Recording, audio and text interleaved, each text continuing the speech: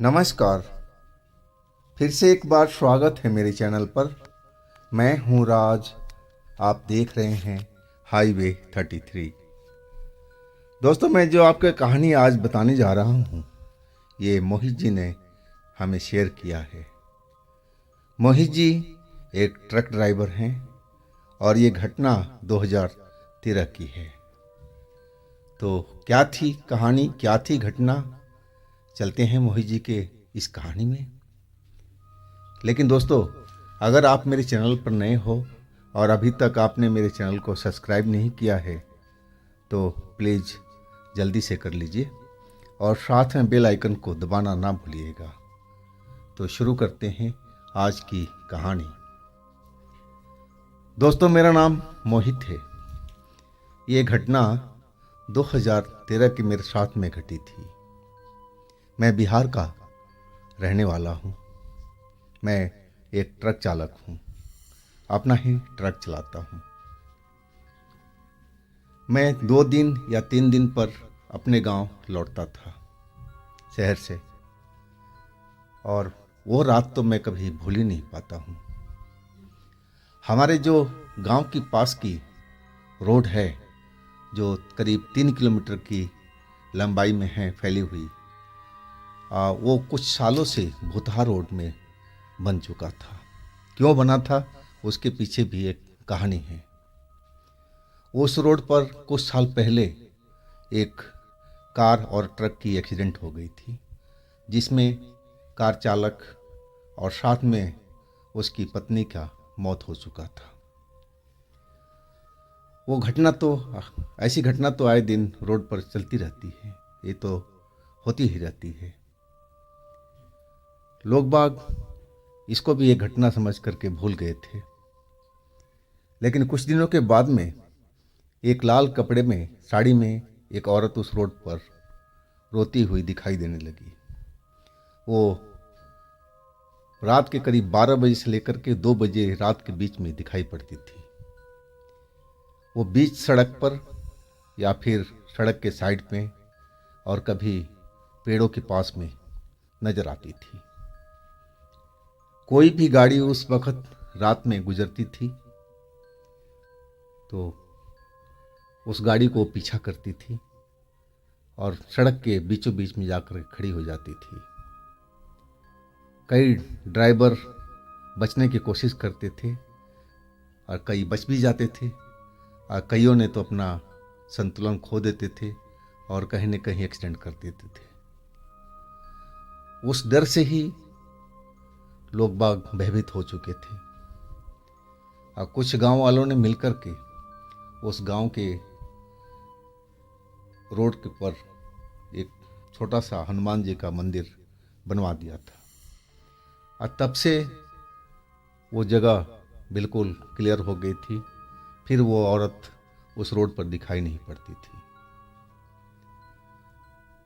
अब जो गांव वाले थे निश्चित थे, आने जाने वाले भी निश्चित थे कि अब उस रोड पर उस औरत का दिखाई देना बंद हो चुका था। 2013 की बात थी। मैं शहर से लौट रहा था अपना ट्रक लेकर के। मेरे मन में अब उस चीज़ का डर नहीं था, उस औरत का डर नहीं रहा था। मैं जानता था कि अब वो औरत इस रोड पर नहीं है। मैं अकेले ही ट्रक पर अपना था। वो 3 किलोमीटर एरिया तो बहुत आगे था अभी, लेकिन उससे पहले ही हमारा जो ट्रक था बंद हो गया। अचानक अंधेरी रात थी, ट्रक में घड़घड़ाहट सी होने लगी और फिर ट्रक हमारा बिल्कुल बंद हो गया।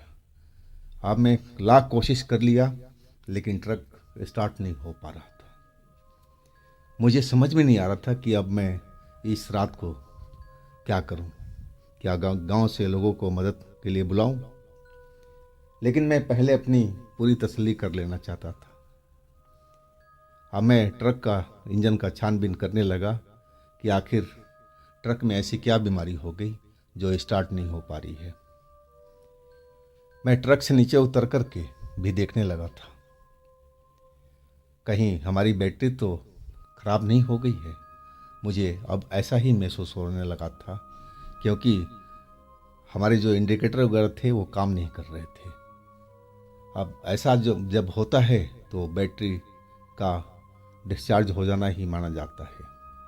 लेकिन मेरी बैटरी 3 महीने पहले की थी और ऐसा होना भी नहीं चाहिए था, लेकिन अब तो हो चुका था। अब मैं यही सब चीज़ें तारे वारे सब चेक कर रहा था। अंधेरी रात थी, रोड जो हमारा गांव का था सुनसान हो चुका था और आधी रात का वक्त चल रहा था। सड़क पर एक भी ट्रैफिक नाम का चीज़ दिखाई नहीं पड़ रहा था। अब मैं अपने ट्रक के पास में खड़ा होकर के सब तार वार का चेक कर रहा था और तभी मेरे को महसूस होने लगा कि मेरे आसपास में कोई है। और वो एहसास होते ही मैं पीछे मुड़ कर के देखने लगा था, लेकिन मुझे कोई दिखाई नहीं पड़ रहा था। लेकिन हाँ, इतना ज़रूर महसूस हो रहा था कि ज़रूर हमारे कोई पीछे खड़ा है, चल रहा है, लेकिन नज़र नहीं आ रहा था। मुझे कुछ पल तो लगा कि कहीं वही लाल कपड़े वाली औरत तो नहीं है, लेकिन वो तो सड़क थोड़ा आगे थी और वहाँ तो ये सब देखना भी बंद हो चुका था जब से बजरंगबली की वो मंदिर बना था। ये तो अलग ही जगह थी, इससे तो कोई उससे लेना देना नहीं था। लेकिन महसूस हो रहा था कि हमारे आगे पीछे कोई चल रहा है, ऐसा है, लेकिन मुझे कुछ नज़र नहीं आ रहा था। एक पल तो वास्तव में मैं डर चुका था, पूरा शरीर के रोए खड़े हो गए थे। लेकिन अगले पल मैंने कुछ देखा नहीं तो मन बिल्कुल शांत हो गया, डर जो था वो गायब हो गया। मैं अपने काम में लगा था और तभी अचानक मेरा जो पीछे सा कमीज का शर्ट का कॉलर था, किसी ने जो मजबूती से पकड़ करके अब पीछे की तरफ खींचना शुरू कर दिया। अब इस चीज़ के लिए मैं बिल्कुल भी तैयार नहीं था और अचानक जो ये सब हुआ था मैं संभल भी नहीं पाया था। लेकिन मुझे अभी भी कोई दिखाई नहीं पड़ रहा था, लेकिन मेरे को घसीटता हुआ कोई पीछे की तरफ लेकर जा रहा था। अब मैं चिल्ला रहा था, शोर मचा रहा था कि मुझे छोड़ दो, तुम कौन हो, मुझे जाने दो, छोड़ दो। लेकिन जब कोई नज़र ही नहीं आ रहा है तो आखिर मैं करूं तो क्या करूं। लेकिन मैं पीछे की साइड में घसीटता हुआ जा रहा था रोड से। अब लग रहा था कि मैं अंधेरे में वो मुझे घसीट लेगा, जो भी है जो नज़र नहीं आ रहा है। मैं सड़क के किनारे तक पहुंच गया था। मैं छटपटा रहा था उससे अपना बंधन छुड़ाने के लिए, लेकिन अब उसने मेरा जो कॉलर था वो तो बिल्कुल पकड़ ही रखा था और दूसरा मेरा हाथ भी उसने एक पकड़ लिया था और वो भी मजबूत पकड़ था। अब तो जैसे मेरे को लग रहा था कि अब जो भी ये कर रहा है कोई भूत प्रेत ही है।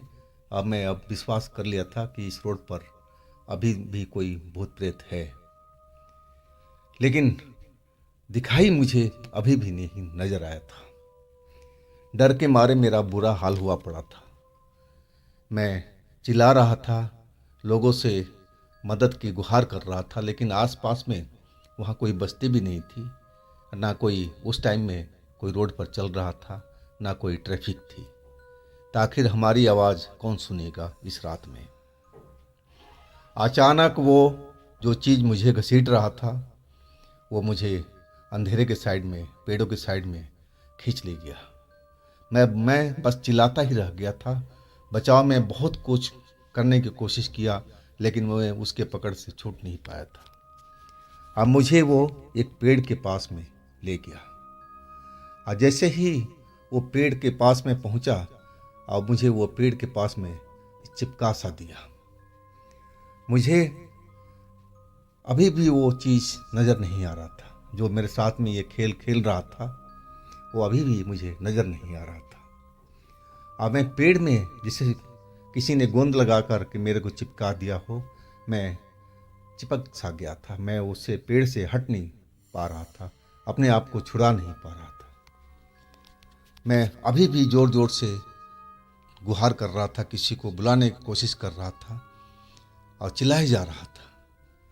अब मैं पेड़ में बिल्कुल सटा हुआ खड़ा था और सामने की तरफ देख रहा था। अभी भी मुझे कुछ नज़र नहीं आ रहा था और तभी अचानक मेरे सामने में एक औरत धुंधली धुंधली साया में नजर आने लगी। और गांव वालों ने जैसे बताया था कि वो लाल कपड़ों में एक औरत है और वही इस रोड पर आतंक मचा रखी है। और धीरे धीरे उसका जो धुंधलापन था वो दूर होता गया। अब मेरे सामने में हूबहू वही औरत खड़ी थी। उसके चेहरे पर कट फट के बहुत सारे निशान थे जो अभी भी ताज़ा दिखाई पड़ रहे थे। उसमें से लग रहा था कि अभी भी खून टपक रहा हो। खोपड़ी भी, सर का जो ललाट था वो भी फटा हुआ मुझे दिखाई दे रहा था और उसमें से लाल लाल से अंदर की चीज़ें सब मुझे नज़र आ रही थी। चेहरे पर उसका एक क्रूर मुस्कान थी। आंखें बाहर निकली हुई मोटी मोटी सी दिखाई पड़ रही थी। वो मेरे को आप घूरने लगी मुस्कुराती हुई और कहने लगी कि तुम बच नहीं पाओगे। अब बहुत दिनों के बाद में मैं तुम्हें पकड़ रही हूँ। मैं तुम्हें आते आते बहुत दिन से देख रही थी। तुम्हारे ही ट्रक से मेरी एक्सीडेंट हुई थी। अब जैसे ही उसने ट्रक का नाम लिया मैं एकदम खौफ में आ गया था, क्योंकि ट्रक तो मेरा नहीं था। ये झूठ बोल रही थी, ये मुझे फंसाने की कोशिश कर रही थी। मेरे ट्रक से तो हरगिज उसका एक्सीडेंट नहीं हुआ था। वो तो अनजाना ट्रक था जो उस कार को उड़ा करके चला गया था और वो पकड़ में भी नहीं आया था। मैं उस औरत को बोलने लगा कि नहीं जी नहीं, मेरा ट्रक नहीं था। मैंने आपको कभी देखा तक नहीं है, मैं पहली बार देख रहा हूँ। आप मुझे छोड़ दीजिए, मेरे से एक्सीडेंट नहीं हुआ आपका। वो बहुत गुस्से में दिखाई देने लगी थी। वो कहने लगी कि नहीं, तुम्हारी वजह से मेरी पति की मौत हुई है। अब बताओ मैं उनको कैसे लेके आऊँ। वो अपनी मौत की बात नहीं कर रही थी जैसे वो जिंदा हो, लेकिन अपने पति का बार बार नाम लिए जा रही थी कि मेरी ट्रक के वजह से ही उसकी पति की मौत हुई है। और वो बहुत गुस्से में थी।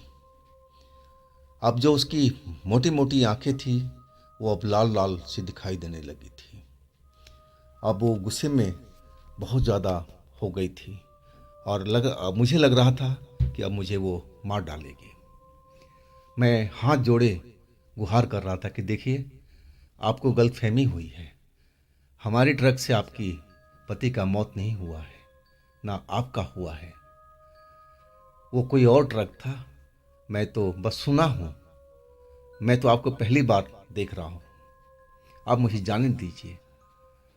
लेकिन वो औरत का गुस्सा बिल्कुल ठंडा नहीं हो रहा था। अब वो मेरे पास में बिल्कुल नज़दीक आ गई थी। मैं अपने जैसे पेड़ से चिपका हुआ हूँ, मैं वहाँ से तो हट ही नहीं सकता हूँ। अब वो औरत मेरे गले पर अपना हाथ डाल दिया। अब मेरा गला दबाने लगी, वो भी ज़ोर ज़ोर से। मुझे लगा कि मेरा सांस उखड़ जाएगा, मैं दम तोड़ जाऊंगा। मैं भगवान का याद करने लगा, हे प्रभु हमारी आप रक्षा करो, प्रभु हमारी रक्षा करो, जल्दी से करो, ना तो ये औरत मुझे मार डालेगी। और उसका जो हाथ का जो दबाव था गले पर मेरा, वो क्षण पर क्षण बढ़ता जा रहा था। और ऐसे ही रहा तो कुछ पल का मैं मेहमान था। लेकिन कहते हैं ना, मारने वाले से बचाने वाले का बहुत बड़ा हाथ होता है। मैं भगवान को याद कर रहा था, भगवान से मदद मांग रहा था। और तभी उस रोड पर एक तेज रोशनी सी दिखाई पड़ी और वो रोशनी एक ट्रक की थी जो मेरे ही गांव की थी।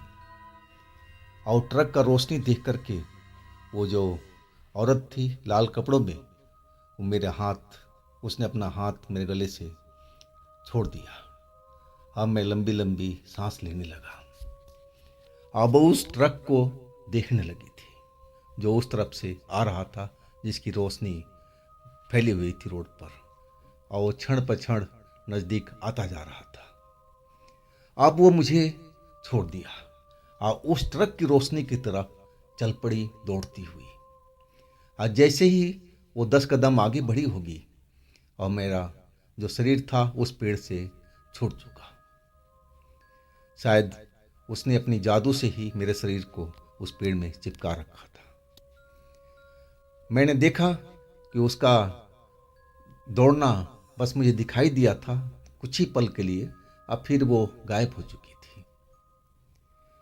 मैं अब वहाँ से सीधा अपने ट्रक के पास में दौड़ता हुआ आया, और जब तक वो ट्रक वाला भी मेरे नज़दीक पहुँच गया था, अब मैं बीचों बीच सड़क पर खड़ा होकर के दोनों हाथ उठाए रोकने का इशारा करने लगा। वो मेरे गांव का ही ट्रक था। उसने मुझे देखते ही पहचान लिया। उस ट्रक में 3 लोग थे, गांव के ही, और मेरा नाम लेके कहने लगे, अरे तुम यहाँ पर क्या कर रहे हो, क्या हो गया तुम्हारे ट्रक को। और फिर मैं जल्दी जल्दी सारी घटना उनको बताया कि मैंने यहाँ पर क्या क्या अभी भुगता है। अगर तुम्हारा ट्रक दिखाई नहीं पड़ता और तुम लोग आते नहीं तो वो चुड़ैल मुझे मार डालती। और मेरी बात सुनकर के वो कुछ पल तो सोच में पड़ गए थे। फिर कहने लगे कि आओ जल्दी से बैठो ट्रक में। मैंने कि मेरा ट्रक का क्या होगा। बोले भाड़ में जाए ट्रक, तुम पहले जान बचाओ, सुबह हम लोग सुबह में देखेंगे आकर के, यहाँ से कोई चोरी नहीं होने वाला है, आओ जल्दी से बैठो। अब फिर मैं उनके साथ बैठ गया था और गांव पर लौट गया था। सारी रात टेंशन में बीती थी। एक तो डर पूरा लगता रहा कि अब वो चुड़ैल अब मेरा तो कुछ नहीं करेगी। मेरे माँ पिता वो भी लोग टेंशन में थे, लेकिन अभी तक मेरे साथ में कुछ भी गलत अभी नहीं हुआ था। हाँ, लेकिन ट्रक का टेंशन जो था वो लगा रहा था। सुबह हो चुकी थी और हम ट्रक वाले को लेकर के, जो जानकार था इंजन का, और उसको लेकर के मैं पहुंचा था, जो मेरे को रात में उस जगह पर मिला था, वही ट्रक वाला। और जब हम गए वहाँ पर, ट्रक हमारा सही सलामत खड़ा हुआ नजर आ गया था। और संजोग देखिए, जैसे ही चाबी लगाया बैटरी फुल दिखाने लगा था और एक झटके में हमारा ट्रक स्टार्ट हो गया था। तो सारा करतूत उसी चुड़ैल का, उस लाल कपड़े वाली ने ही किया था। पता नहीं किसने उसका पति को टक्कर मारा, लेकिन वो अपना बदला दूसरे ट्रक वाले से ले रही थी। लेकिन उस दिन तो मेरी जान बच गई थी। और उसके बाद अब मैं देर रात को आना अकेले छोड़ दिया था। तो दोस्तों, ये थी आज की कहानी। अगर आपके पास भी इस तरह की कोई घटना है तो आप मुझे इंस्टाग्राम पर या मेरे व्हाट्सएप नंबर पर ज़रूर शेयर कीजिएगा। आप मेरे दूसरे चैनल पर भी जाइएगा, उनमें भी अच्छी अच्छी कहानियाँ हमने डाली हुई है जो बेहद आपको पसंद आएगी। चैनल का लिंक नीचे डिस्क्रिप्शन बॉक्स में दे रखा हूँ। मेरे इस चैनल को भी लाइक कीजिएगा, सब्सक्राइब कीजिएगा, शेयर कीजिएगा। फिर हम मिलते हैं अगले दिन एक नई घटना, एक नई कहानी में। आप लोग अपना बहुत ही ख्याल रखिएगा। नमस्कार।